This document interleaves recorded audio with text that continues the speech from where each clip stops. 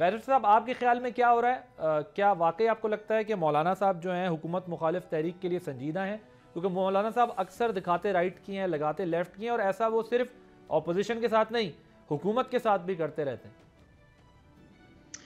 دیکھیے، سب سے پہلے تو رانا صاحب نے بات کی، میں اس بات سے بالکل ایگری کرتا ہوں کہ پی ٹی آئی کا کچھ عرصے سے یہ خیال تھا، جو کہ اب جب آپ پیچھے مڑ کے دیکھتے ہیں تو غلط فہمی لگتی ہے، یا کم از کم سیاسی ایک ریکنسیڈریشن ضروری اس جگہ پہ لگتی ہے، اور وہ یہ کہ پی ٹی آئی کا خیال تھا کہ کیونکہ ان کے پاس نمبرز اپنی پارٹی کے اندر کافی زیادہ ہیں، یا ان کی اپنی پبلک سپورٹ کافی ہے، تو جب وہ ایک پبلک ریلی یا کوئی پبلک موومنٹ یا کوئی پبلک موبلائزیشن یا پروٹیسٹ لانچ کریں گے تو اس کا نمبر اتنا بڑا ہوگا کہ باقی سب کو اس کے سامنے کوئی نہ کوئی مفاہمت کی بات کرنی پڑے گی، کوئی بیٹھ کے بٹھا کے بات کرے گا۔ اب خاص طور پہ یہ جو 26 نومبر کا ایکسپیرینس ہے، اور اس سے پہلے جو پروٹیسٹ کے ایکسپیرینسز تھے، بڑی اچھی بات ہے کہ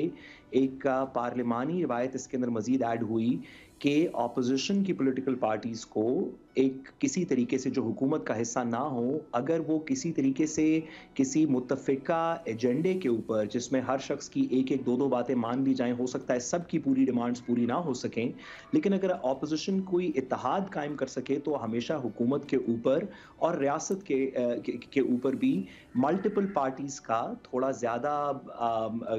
کریڈیبلٹی ہوتی ہے۔ اس کو ڈسکریڈٹ کرنے کے اندر کہ یہ پارٹی ہے ہی ایسے، یہ بھی کرنا مشکل ہوتا ہے، کیونکہ ایک سے زیادہ کسی پارٹی کو سنگل آؤٹ کرنا پھر مشکل ہو جاتا ہے مقتدرہ کے لیے، کہ آپ اس کو اسپیسیفکلی کہیں کہ ہاں، اور یہ بڑی اچھی بات ہے، اور میری دعا ہے اس کے اندر، آخری جملہ آپ کی اجازت سے، میری دعا ہے اس کے اندر کہ اپوزیشن پولیٹیکل پارٹیز اکٹھے مل کے جو بھی کوئی لائے عمل طے کریں وہ اس طرح کا ہو کہ حکومت اور ریاست کے ساتھ کچھ بیٹھ کے بات کر لی جائے۔ اگر یہ معاملہ سڑکوں پہ گیا اور اپوزیشن جماعتیں ساری ایک طرف ہوئیں تو اس میں مزید تشدد شاید سڑکوں کے اوپر دیکھنے کو ملے۔